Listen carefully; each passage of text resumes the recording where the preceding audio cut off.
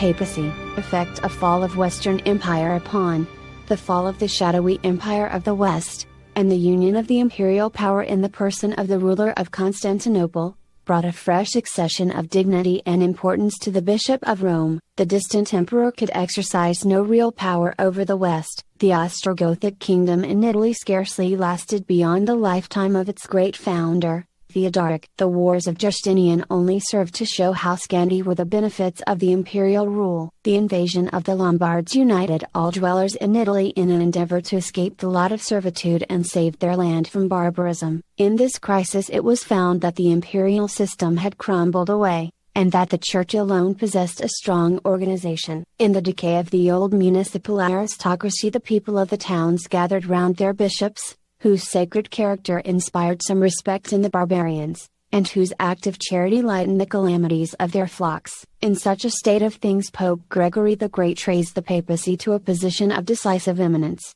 and marked out the course of its future policy. A History of the Papacy in Creighton, D. Volume I, pp. 7, 8, London, Longmans, Green & Co., 1899, Papacy, successor of Imperial Rome.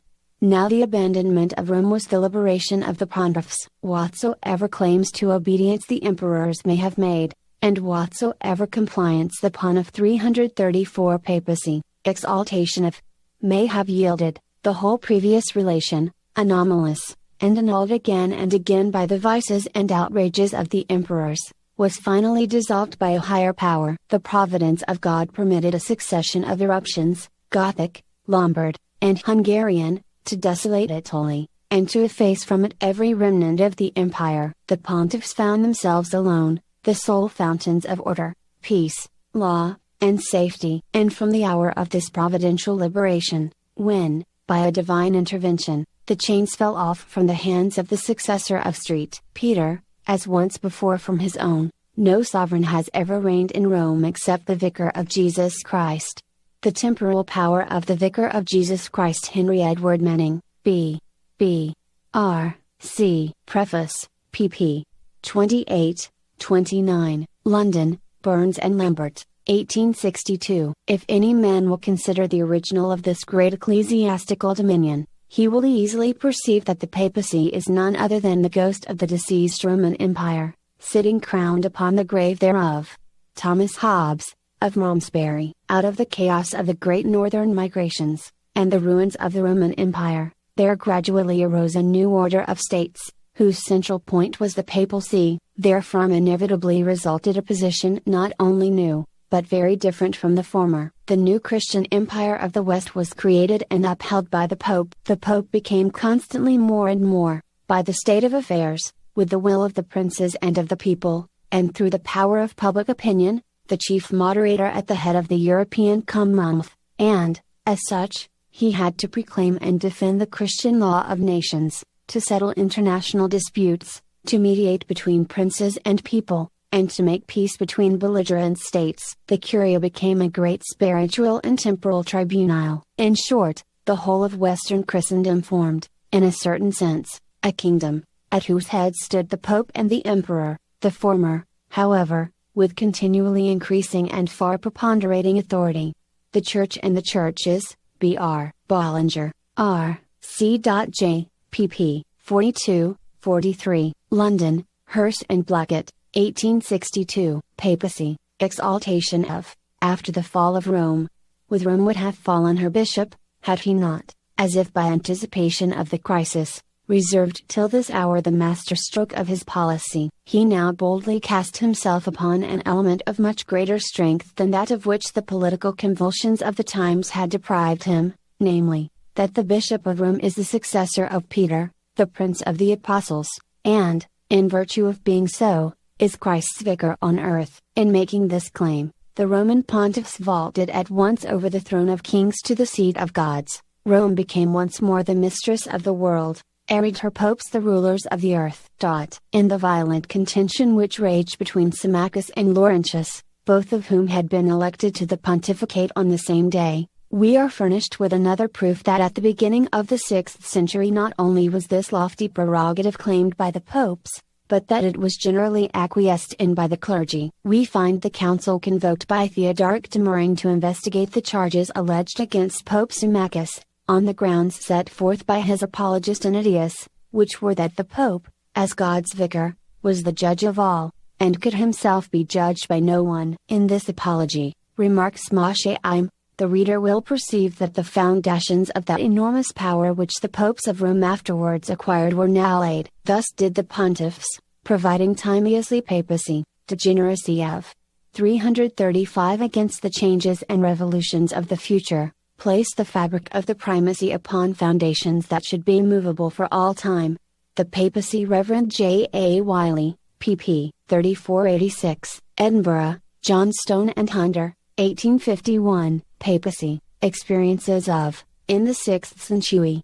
The power of Rome seems to have made no further advance for some years after the middle of the 6th century. The Lombard Wars and the plague depressed the energies of the Romans, and the see began to feel more sensibly the weight of Constantinopolitan influence when the conquests of Belisarius and Narses had brought Italy into subjection to the Emperor of the East again. The patriarchs had never submitted to the popes. From Vigilius's time they were in open feud with Rome, and now they had often the authority of the emperor on their side against Rome. Vigilius was banished by Justinian. Pelagius I, who succeeded him, was opposed by the Romans, but supported by Narses, Justinian's general. The great and good Pope Gregory I, A.D.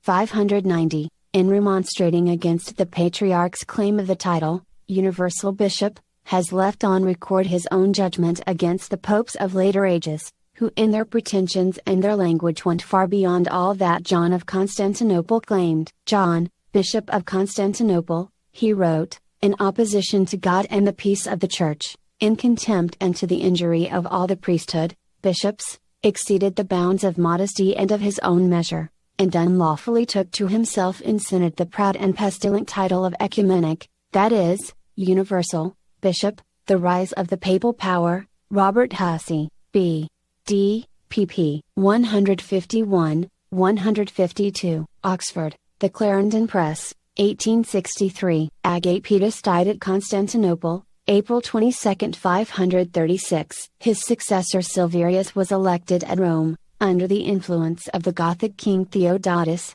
and his lot fell in troubled times. While Belisarius was besieged by the Goths under Vitiges, he was accused of favoring the Goths, and thereupon banished by Belisarius. He died soon afterwards, starved to death, it is reported, in his exile. A.D. 538, Vigilius, who was elected next, came in upon the interest of the court of Constantinople, he having, as it is said, given a promise to the empress that he would favor the Monophyite party. His career was not a glorious one in the annals of the popedom.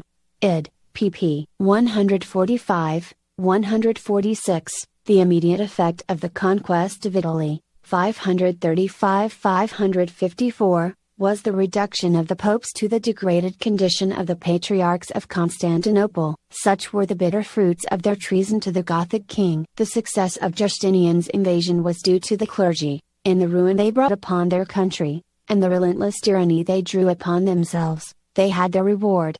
History of the Intellectual Development of Europe, John William Draper, M.D., LL.D., Volume I, p. 355, New York, Harper and Brothers, 1876. Papacy, Degeneracy of, in the 10th century. It is usual to denominate it the Iron Age, on account of its barbarism and barrenness of all good, also the Leaden Age, on account of the abounding wickedness by which it was deformed, and the Dark Age, on account of the scarcity of writers. One can scarcely believe, nay, absolutely cannot credit, without ocular demonstration, what unworthy conduct, what base and enormous deeds, what execrable and abominable transactions, disgraced the Holy Catholic See, which is the pivot on which the whole 336 papacy, degeneracy of Catholic Church revolves, when temporal princes, who, though called Christians, were most cruel tyrants, arrogated to themselves the election of the Roman pontiffs. Alas, the shame, alas, the mischief! What monsters, horrible to behold, were then raised to the Holy See, which angels revere. What evils did they perpetrate? What horrible tragedies ensued? With what pollutions was this sea, though itself without spot or wrinkle, then stained? What corruptions infected it? What filthiness defiled it? And hence what marks of perpetual infamy are visible upon it? Baronius, R. C. Annates, Adan. 900, for the year 900. That the history of the Roman pontiffs of this century, is a history of monsters, a history of the most atrocious villainies and crimes, is acknowledged by all writers of distinction, and even by the advocates of popery. Institutes of Ecclesiastical History John Lawrence von Mosche Im, D. Protestant, Volume 2, Book 3, Cent. 10, Part 2, Chap. 2, Part 2, London, Longman and Co., 1841, Papacy, Degradation of, in 11th century. Throughout the greater part of the 10th and almost all the first half of the 11th century, the papacy had been sunk in the deepest moral degradation. This deplorable state of things had been created largely by the interference in the papal elections, which were nominally in the hands of the Roman clergy and people, by rival feudal factions at Rome which set up and pulled down popes at will. Through such influences it often happened that persons of scandalous life were, through violence and bribery, elevated to the papal chair. Medieval and Modern History, Philip Van Ness p. 113, Boston, Ginn and Company, Papacy, in 13th century. So low, indeed, was sunk the moral dignity of Christianity under the papal rule, so oppressive was that power, that of the three great potentates of Christendom at this period, 13th century. Frederick II was suspected of preferring the Quran to the Bible, and both Philip Augustus and John are believed to have entertained the desire of adopting the tenets of the Arabian impostor, and all three were no doubt objects of polished scorn to the cultivated Arabs of Baghdad and Cordova. Historical Studies, Eugene Lawrence, p. 46, New York, Harper and Brothers, 1876. During this period, the 13th century, the organization of the papal hierarchy was perfected. At the head stood the all-powerful and absolute Pope as God's agent on earth. Hence, at least in theory and claim, he was the ruler of the whole world in temporal and spiritual affairs. He was the defender of Christianity, the Church, and the clergy in all respects. He was the supreme censor of morals in Christendom and the head of a great spiritual despotism. He was the source of all earthly justice and the final court of appeal in all cases. Any person, whether priest or layman, could appeal to him at any stage in the trial of a great many important cases. He was the supreme lawgiver on earth. Hence he called all councils and confirmed or rejected their decrees. He might, if he so wished, set aside any law of the Church, no matter how ancient, so long as it was not directly ordained by the Bible or by nature. He could also make exceptions to purely human laws, and these exceptions were known as dispensations. He had the sole authority to transfer or depose bishops and other church officers. He was the creator of cardinals and ecclesiastical honors of all kinds. He was the exclusive possessor of the universal right of absolution, papacy, noon of 337 dispensation, and canonization. He was the grantor of all church benefices. He was the superintendent of the whole financial system of the church and of all taxes. He had control over the whole force of the clergy in Christendom, because he conferred the pallium, the archbishop's badge of office. In his hands were kept the terrible thunders of the Church to enforce obedience to papal law, namely, excommunicatine and the interdict. The rise of the Medieval Church, Alexander Clarence Flick, Ph.D., Lit. I, pp. 575, 576, New York, G. P. Putnam's Sons, Papacy, noon of. In each of the three leading objects which Rome has pursued, says Hallam, independent sovereignty, supremacy over the Christian Church, control over the princes of the earth, it was the fortune of this pontiff, Innocent III, to conquer Rome. He says again, inspired during this age all the terror of her ancient name, she was once more mistress of the world, and kings were her vassals. She had fought a great fight, and now she celebrated an unequaled triumph. Innocent appointed all bishops, he summoned to his tribunal all causes, from the gravest affairs of mighty kingdoms to the private concerns of the humble citizen. He claimed all kingdoms as his fiefs, all monarchs as his vassals, and launched with unsparing hand the bolts of excommunication against all who withstood his pontifical will. Hildebrand's idea was now fully realized. The pontifical supremacy was beheld in its plenitude, the plenitude of spiritual power, and that of temporal power. It was the noon of the papacy, but the noon of the papacy was the midnight of the world. The History of Protestantism, Reverend J. A. Wiley, LL.D., Volume I, pp. 15, 16, London, Castle and Company, Papacy, Medieval, Fall of. With Boniface VIII fell the medieval papacy. He had striven to develop the idea of the papal monarchy into a definite system. He had claimed for it the noble position of arbiter amongst the nations of Europe. Had he succeeded, the power which, according to the medieval theory of Christendom, was vested in the empire, would have passed over to the papacy no longer as a theoretical right, but as an actual possession, and the papacy would have asserted its supremacy over the rising state system of Europe. His failure showed that with the destruction of the empire the papacy had fallen likewise. Both continued to exist in name, and set forth their old pretensions, but the empire, in its old aspect of head of Christendom, had become a name of the past or a dream of the future since the failure of Frederick II. The failure of Boniface VIII shows that a like fate had overtaken the papacy likewise. The suddenness and abruptness of the calamity which befell Boniface impressed this indelibly on the minds of men. The papacy had first shown its power by a great dramatic act.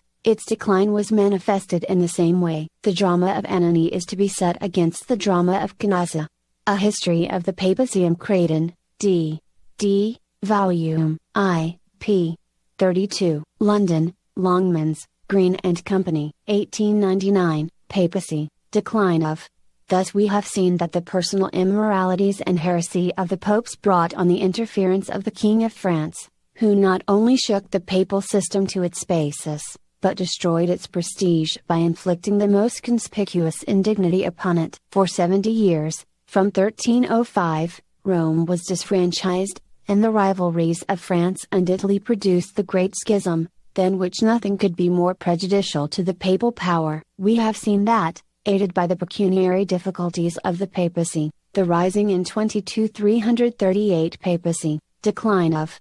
Telect of Europe made good its influence and absolutely deposed the Pope. It was in vain to deny the authenticity of such a council. There stood the accomplished fact. At this moment there seemed no other prospect for the Italian system than utter ruin. Yet, wonderful to be said, a momentary deliverance came from a quarter whence no man would have expected. The Turks were the saviors of the papacy. No more with the vigor it once possessed was the papacy again to domineer over human thought and be the controlling agent of European affairs. Convulsive struggles it might make, but they were only death throes. The sovereign pontiff must now descend from the autocracy he had for so many ages possessed, and become a small potentate, tolerated by kings in that subordinate position only because of the remnant of his influence on the uneducated multitude and those of feeble minds.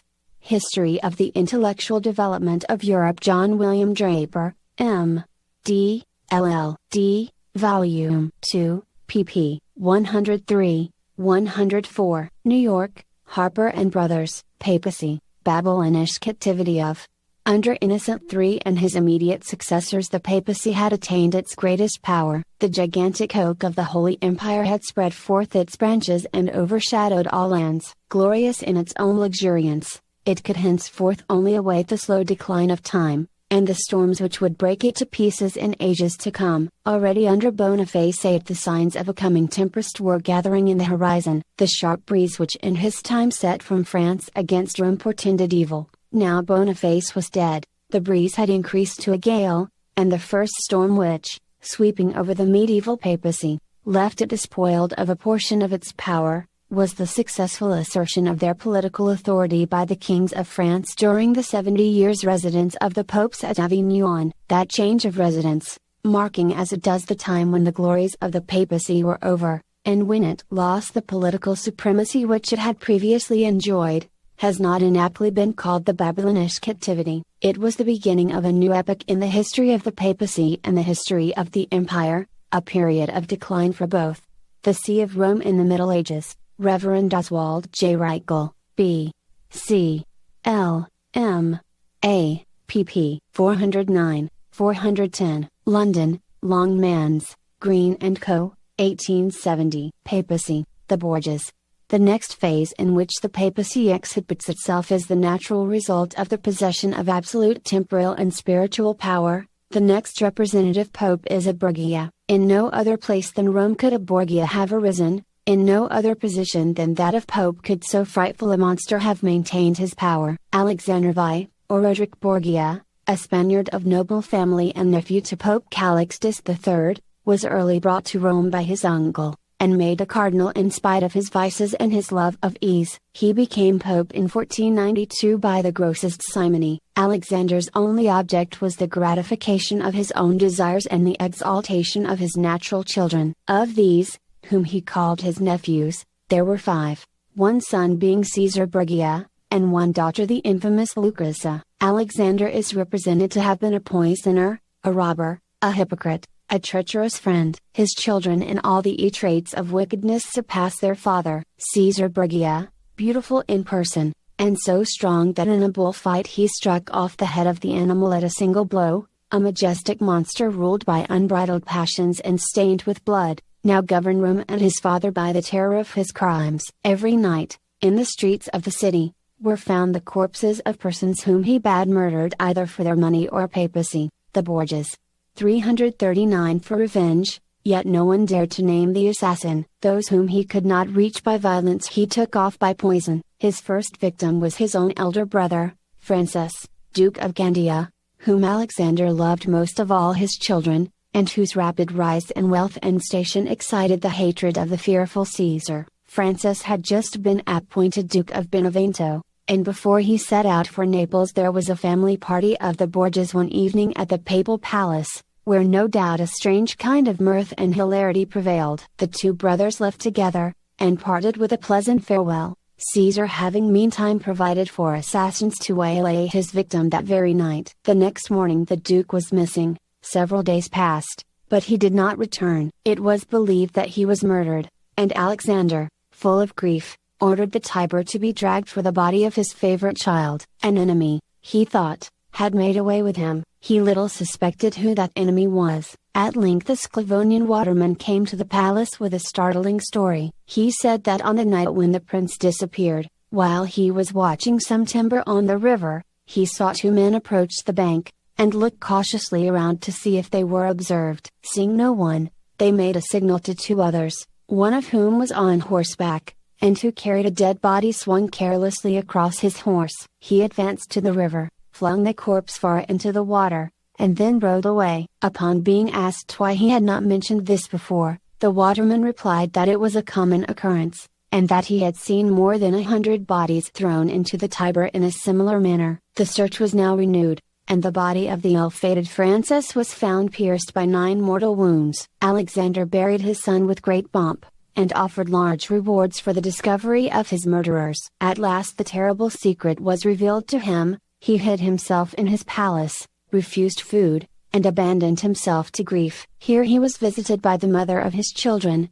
who still lived at Rome. What passed at their interview was never known, but all inquiry into the murder ceased, and Alexander was soon again immersed in his pleasures and his ambitious designs. Caesar Borgia now ruled unrestrained, and preyed upon the Romans like some fabulous monster of Greek mythology. He would suffer no rival to live, and he made no secret of his murderous designs. His brother-in-law was stabbed by his orders on the steps of the palace. The wounded man was nursed by his wife and his sister, the latter preparing his food lest he might be carried off by poison, while the Pope set a guard around the house to protect his son-in-law from his son. Caesar laughed at these precautions. What cannot be done in the noonday, he said, may be brought about in the evening. He broke into the chamber of his brother-in-law, drove out the wife and sister, and had him strangled by the common executioner. He stabbed his father's favorite, Barato, while he clung to his patron for protection, and the blood of the victim flowed over the face and robes of the Pope. Lucrezia Borgia rivaled,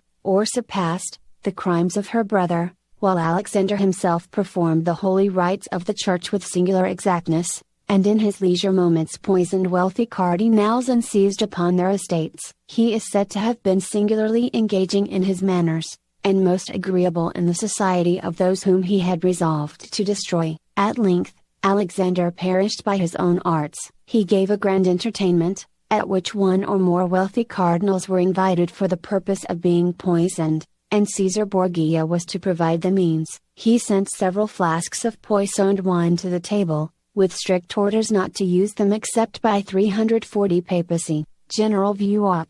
His directions. Alexander came early to the banquet, heated with x=, size, and called for some refreshment. The servants brought him the poisoned wine, supposing it to be of rare excellence. He drank of it freely, and was soon in the pangs of death. His blackened body was buried with all the pomp of the Roman ritual. Scarcely is the story of the Borgias to be believed. Such a father, such children, have never been known before or since. Yet the accurate historians of Italy, and the careful rank, unite in the general outline of their crimes. On no other throne than the temporal empire of Rome has sat such a criminal as Alexander. In no other city than Rome could a Caesar Borgia have pursued his horrible career. In none other was a Lucrezia Borgia ever known. The Pope was the absolute master of the lives and fortunes of his subjects. He was also the absolute master of their souls, and the union of these two despotisms produced at Rome a form of human wickedness which romance has never imagined, and which history shudders to describe. Historical Studies, Eugene Lawrence, pp. 51-54, New York, Harper and Brothers, 1876.